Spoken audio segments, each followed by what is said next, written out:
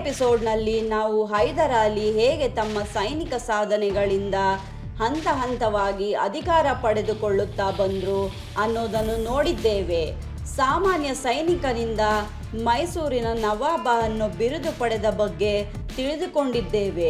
ತಮಗೆ ಸಿಕ್ಕ ಅವಕಾಶಗಳನ್ನು ಬಳಸಿಕೊಂಡು ಹೇಗೆ ಉನ್ನತ ಸ್ಥಾನಕ್ಕೆ ಏರಿದರು ಅನ್ನೋದನ್ನು ವಿವರವಾಗಿ ನೋಡಿದ್ದೇವೆ. ಇದು ಅದರ ಮುಂದುವರೆದ ಭಾಗ.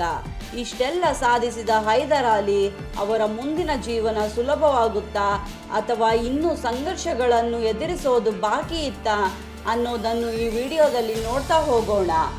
ನಮಸ್ಕಾರ ಸ್ನೇಹಿತರೆ, ಪಲ್ಲವಿ ಪಯಣ ಚಾನೆಲ್ಗೆ ಹಾಗೂ ಮೈಸೂರು ರಾಜವಂಶದ ಇತಿಹಾಸದ 12ನೇ ಸರಣಿಗೆ ನಿಮಗೆಲ್ಲ ಸ್ವಾಗತ. ಈಗಾಗಲೇ ಹೇಳಿದ ಹಾಗೆ ಇಂದಿನ ಎಪಿಸೋಡ್ನಲ್ಲಿ ಹೈದರ್ ಅಲಿ ಹೇಗೆ ಒಬ್ಬ ಸಾಮಾನ್ಯ ಸೇನಾ ನಾಯಕನಿಂದ ಅಧಿಕಾರಕ್ಕೆ ಏರುತ್ತಾ ಹೋದ, ಅವರು ತೋರಿಸಿದ ಸೈನಿಕ ಸಾಧನೆಗಳನ್ನು ನೋಡಿದ್ದೇವೆ. ಇಂದಿನ ಈ ವಿಡಿಯೋದಲ್ಲಿ ಅವರ ಅಧಿಕಾರದ ಹಾದಿಯಲ್ಲಿ ಎದುರಾದ ಸಂಕಷ್ಟಗಳು ಹಾಗೂ ಅವನ್ನು ಹೈದರ್ ಅಲಿ ಹೇಗೆ ಎದುರಿಸಿದರು, ಕೊನೆಯಲ್ಲಿ ಮೈಸೂರಿನ ಸರ್ವಾಧಿಕಾರಿಯಾದ ಬಗ್ಗೆ ಡೀಟೇಲ್ ಆಗಿ ನೋಡ್ತಾ ಹೋಗೋಣ. ಅದಕ್ಕೂ ಮುನ್ನ ನೀವಿನ್ನು ಇಂದಿನ ಎಪಿಸೋಡ್ಗಳನ್ನೆಲ್ಲ ಮಿಸ್ ಮಾಡಿಕೊಂಡ್ರೆ ಅವುಗಳ ಲಿಂಕ್ ಡಿಸ್ಕ್ರಿಪ್ಷನ್ ಬಾಕ್ಸ್ನಲ್ಲಿ ಇರುತ್ತದೆ, ಅವನ್ನು ನೀವು ನೋಡಬಹುದು. ಹಾಗೆ ನೀವಿನ್ನು ನಮ್ಮ ಚಾನಲ್ಗೆ ಸಬ್ಸ್ಕ್ರೈಬ್ ಆಗಿಲ್ಲ ಅಂದರೆ ಈಗಲೇ ಹಾಗೆ ಪಕ್ಕದಲ್ಲಿರೋ ಬೆಲ್ ಐಕಾನ್ ಮೇಲೆ ಕ್ಲಿಕ್ ಮಾಡಲು ಮರೆಯಬೇಡಿ. ಸ್ನೇಹಿತರೆ, 1759ರಲ್ಲಿ ಚನ್ನಪಟ್ಟಣ ಹಾಗೂ ಬೆಂಗಳೂರಿನ ಮೇಲೆ ದಂಡೆತ್ತಿ ಬಂದಿದ್ದ ಮರಾಠರ ಬೃಹತ್ ಸೇನೆಯನ್ನು ಹೈದರ್ ಅಲಿ ತನ್ನ ತಂತ್ರಗಾರಿಕೆಯಿಂದ ಸೋಲಿಸಿದ್ದ. ಇದರ ಹಿನ್ನೆಲೆಯಲ್ಲಿ ಇವರಿಗೆ ಅಂದಿನ ಮೈಸೂರಿನ ರಾಜ 2ನೇ ಕೃಷ್ಣರಾಜ ಒಡೆಯರ್ ಹೈದರ್ ಅಲಿಗೆ ನವಾಬ ಹೈದರ್ ಅಲಿ ಅನ್ನೋ ಬಿರುದು ನೀಡಿ ಗೌರವಿಸಿದ್ದರು. ಅಷ್ಟೇ ಅಲ್ಲ, ಈ ವೇಳೆಗೆ ಮೈಸೂರಿನ ಬಹುಪಾಲು ಸೇನೆಯ ಮೇಲೆ ಹೈದರ್ ಅಲಿ ಅಧಿಕಾರವನ್ನು ಸಾಧಿಸಿದ್ದರು. ಇವರು ಹೇಗೆ ಅಧಿಕಾರದಲ್ಲಿ ಏರುತ್ತಾ ಹೋಗುತ್ತಿರೋದು ಕೆಲವರ ಕಣ್ಣು ಕುಕ್ಕುತ್ತದೆ. ಇದು ಯಾವಾಗಿನಿಂದಲೂ ಇರೋದೆ. ಒಬ್ಬರು ಜೀವನದಲ್ಲಿ ಮೇಲೆ ಹೋಗ್ತಾರೆ ಅಂದರೆ ಅವರನ್ನು ಹೇಗಾದರೂ ಮಾಡಿ ಕೆಳಗಿಳಿಸಬೇಕು ಅನ್ನೋರೇ ಜಾಸ್ತಿ ಇರುತ್ತಾರೆ. ಹೈದರ್ ಅಲಿ ವಿಷಯದಲ್ಲಿ ಆಗಿದ್ದು ಅದೇ. ಇವರ ಈ ಯಶಸ್ಸುಗಳನ್ನು ನೋಡಿ ಅಂದಿನ ಟೈಮ್ನಲ್ಲಿ ಆಸ್ಥಾನದಲ್ಲಿ ರಾಜ ಸೇವೆಯಲ್ಲಿದ್ದ ಖೇಂಡೆ ರಾವ್ ಹೈದರ್ ಅಲಿ ವಿರುದ್ಧ ಸಂಚು ಮಾಡೋಕೆ ಶುರು ಮಾಡ್ತಾರೆ. 1760ರಲ್ಲಿ ಮೈಸೂರು ಅರಮನೆಯೊಳಗೆ ಒಂದು ಮಹತ್ವದ ಸಂಚು ರೂಪುಗೊಳ್ಳುತ್ತದೆ. ಮೈಸೂರಿನ ಅಂದಿನ ರಾಜಮಾತೆ ಮತ್ತು ಖೇಂಡೆ ರಾವ್ ಸೇರಿ ಹೈದರ್ ಅಲಿಯನ್ನು ಅಧಿಕಾರದಿಂದ ಕೆಳಗಿಳಿಸಲು ಯೋಜನೆ ರೂಪಿಸುತ್ತಾರೆ. ಮೊದಲೇ ಹೇಳಿದ ಹಾಗೆ ಖೇಂಡೆ ರಾವ್ ಆ ಸಮಯದಲ್ಲಿ ರಾಜನ ಸೇವೆಯಲ್ಲಿ ಪ್ರಮುಖ ಸ್ಥಾನದಲ್ಲಿದ್ದರು. ಅವರಿಗೆ ದಿನದಿಂದ ದಿನಕ್ಕೆ ಹೆಚ್ಚಾಗುತ್ತಿದ್ದ ಹೈದರ್ ಅಲಿ ಅವರ ಪ್ರಭಾವದ ಬಗ್ಗೆ ಅರಿವಿತ್ತು. ಹೀಗಾಗಿ ಹೈದರ್ ಅಲಿ ಪ್ರಭಾವವನ್ನು ಕಡಿಮೆ ಮಾಡಲು ಯತ್ನಿಸಿದ್ದರು. ಸರಿಯಾದ ಸಮಯ ನೋಡಿ ರಾಜಮಾತೆಯೊಂದಿಗೆ ಸೇರಿ ಸಂಚು ರೂಪಿಸಿದ್ದರು. ಈ ಸಂಚಿನ ಪರಿಣಾಮವಾಗಿ ಹೈದರ್ ಅಲಿಯನ್ನು ತಕ್ಷಣವೇ ಶ್ರೀರಂಗಪಟ್ಟಣದಿಂದ ಹೊರಹಾಕಲಾಯಿತು. ಅವರು ತಮ್ಮ ಮಗ ಟಿಪ್ಪು ಸುಲ್ತಾನ್ ಸೇರಿದಂತೆ ಕುಟುಂಬವನ್ನು ಅಲ್ಲೇ ಗೃಹ ಬಂಧನದಲ್ಲಿ ಬಿಟ್ಟು ಹೊರಟು ಹೋಗಲಾಯಿತು.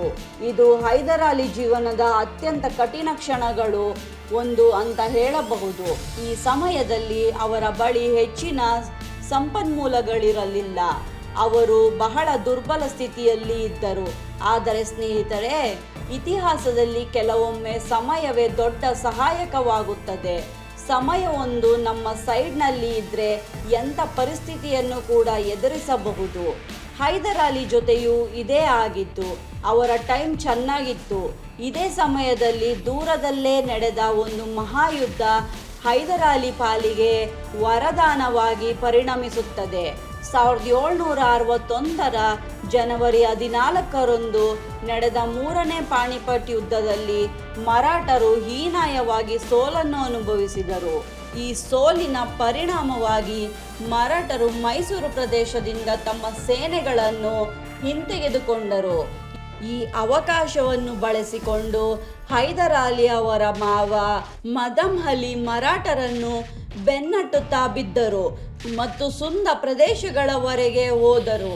ಈ ಸಮಯದಲ್ಲಿ ಮದಮ್ ಅಲಿ ಸೇರಿ ಹೈದರ್ ಅಲಿ ನಿಧಾನವಾಗಿ ತಮ್ಮ ಶಕ್ತಿಯನ್ನು ಪುನಃ ಕಟ್ಟಿಕೊಳ್ಳಲು ಪ್ರಾರಂಭಿಸಿದರು. ಅವರು ತಮ್ಮ ವಿಶ್ವಾಸಾರ್ಹರನ್ನು ಪ್ರಮುಖ ಸ್ಥಾನಗಳಲ್ಲಿ ನೇಮಿಸಿದರು. ಮಿರ್ಜಾ ಸಾಹೇಬ್ ಅವರನ್ನು ಸಿರಾ ಪ್ರದೇಶದ ಆಡಳಿತಗಾರನಾಗಿ ನೇಮಿಸಿದರು. ತಮ್ಮ ಮಾವನಾದ ಸೋಫಿಫಿರ್ ಇಬ್ರಾಹಿಂ ಸಾಹೇಬ್ ಅವರನ್ನು ಬೆಂಗಳೂರಿನಲ್ಲಿ ನೇಮಿಸಿದರು. ತಮ್ಮ ಸಂಬಂಧಿಯಾದ ಅಮೀನಾ ಸಾಹೇಬ್ ಅವರನ್ನು ಬಸ್ ನಗರದಲ್ಲಿ ನೇಮಿಸಿದರು. ಈ ಮೂಲಕ ಅವರು ತಮ್ಮ ಪ್ರಭಾವವನ್ನು ಮತ್ತೆ ಬಲಪಡಿಸಿಕೊಂಡರು. ನಂತರ ಹೈದರ್ ಅಲಿ ಮುಕ್ಕದ್ದಮ್ ಅಲಿ ಅವರ ಸೇನೆಯೊಂದಿಗೆ ಸೇರಿಕೊಂಡರು. ಸುಮಾರು 6,000 ಸೈನಿಕರೊಂದಿಗೆ ಜೊತೆಗೆ ಯುದ್ಧದಲ್ಲಿದ್ದ ತಮ್ಮ 3,000 ಸೈನಿಕರೊಂದಿಗೆ ಸೇನೆ ಸಜ್ಜುಗೊಳಿಸಿದರು. ಈ ಸೇನೆಯೊಂದಿಗೆ ಖೇಂಡೇರಾವ್ ಅವರು ವಿರುದ್ಧ ದಂಡೆ ಎತ್ತಿ ಶ್ರೀರಂಗಪಟ್ಟಣದತ್ತ ಹೊರಟರು.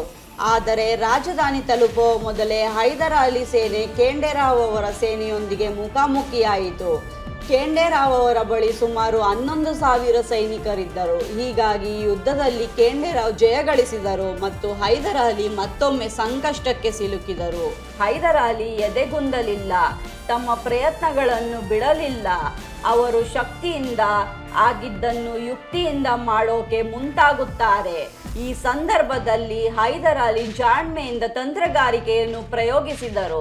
ಅವರು ಈ ಹಿಂದೆ ರಾಜ್ಯದಿಂದ ಹೊರಹಾಕಲ್ಪಟ್ಟಿದ್ದ ನಂಜರಾಜರನ್ನು ಸಂಪರ್ಕಿಸಿದರು.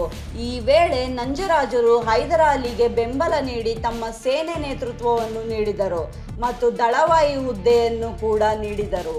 ಈ ಹೊಸ ಶಕ್ತಿಯೊಂದಿಗೆ ಹೈದರ್ ಅಲಿ ಮತ್ತೆ ಖೇಂಡೇರಾವ್ ವಿರುದ್ಧ ಯುದ್ಧ ಸಿದ್ಧರಾದರು. ಆದರೆ ಈ ಬಾರಿ ಅವರು ಕೇವಲ ಬಲವನ್ನು ಮಾತ್ರವಲ್ಲ, ತಂತ್ರವನ್ನು ಬಳಸಿದರು. ಅವರು ನಂಜರಾಜರಿಂದ ಬಂದಂತ ತೋರುವ ಪತ್ರವನ್ನು ಖೇಂಡೇರಾವ್ ಅವರ ಸೇನಾಧಿಕಾರಿಗಳಿಗೆ ಕಳುಹಿಸಿದರು. ಈ ಪತ್ರಗಳಲ್ಲಿ ಖೇಂಡೇರಾವ್ ಅವರು ಹೈದರ್ ಅಲಿ ಒಪ್ಪಿಸುವ ಸಂಚು ನಡೆದಿತ್ತು ಅನ್ನೋ ಸಂದೇಶವನ್ನು ಇಟ್ಟಿದ್ದರು. ಹೈದರ್ ಅಲಿ ತಂತ್ರ ಖೇಂಡೇರಾವ್ ಮೇಲೆ ಭಾರಿ ಪರಿಣಾಮ ಬೀರಿತು. ಅವರು ತಮ್ಮದೇ ಸೇನೆಯಲ್ಲಿ ತಮ್ಮ ವಿರುದ್ಧ ಸಂಚು ನಡೆಯುತ್ತಿದೆ ಅಂತ ಭಯಪಟ್ಟು ಯುದ್ಧವನ್ನು ಮುಂದುವರಿಸದೆ ಶ್ರೀರಂಗಪಟ್ಟಣದ ಒಳಗೆ ಓಡಿ ಹೋದರು.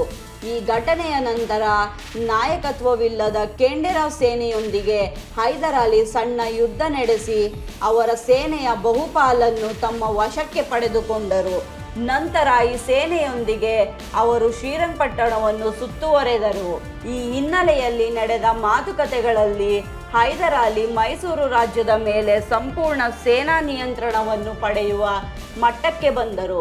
ತಮ್ಮ ಬುದ್ಧಿವಂತಿಕೆಯಿಂದ ಅವರನ್ನು ಬಂಧಿಸುವ ಮಟ್ಟಿಗೆ ಬೆಳೆದರು ಅಂತ ನೋಡಿದ್ರಲ್ಲ. ಹೈದರ್ ಅಲಿ ತಮ್ಮನ್ನು ರಾಜ್ಯದಿಂದ ಗಡೀಪಾರು ಮಾಡಿದ ಖೇಂಡೇರಾವ್ ವಿರುದ್ಧ ಹೇಗೆ ತಮ್ಮ ಬುದ್ಧಿವಂತಿಕೆಯಿಂದ ಅವರನ್ನು ಬಂಧಿಸುವ ಮಟ್ಟಿಗೆ ಬೆಳೆದರು ಅಂತ.